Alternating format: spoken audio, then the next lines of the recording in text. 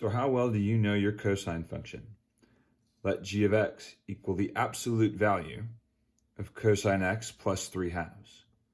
What is the minimum value attained by g? Well, from the get-go, because we're given that g of x is the absolute value of a function, it's probably the case that neither a nor b is correct.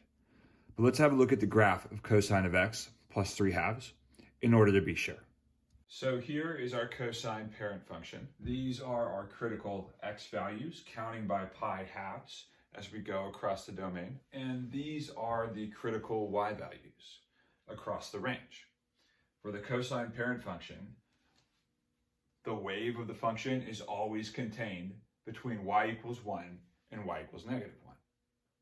So let's see what happens when we alter the cosine parent function according to the problem. Instead of just y equals cosine of x, we have y equals the absolute value of cosine of x plus 3/2.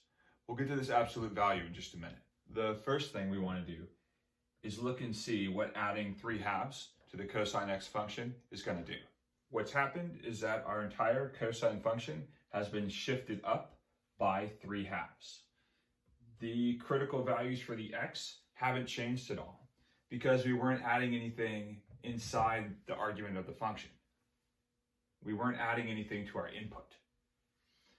We didn't multiply anything, so our function didn't get larger or compressed down. All we did was add 3/2 to the outside.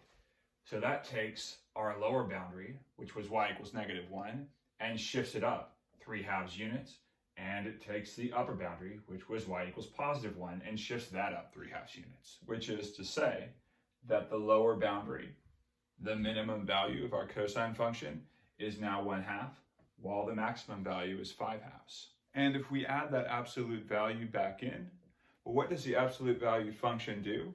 It takes all negative values and flips them over to positive. But do we have any negative values here?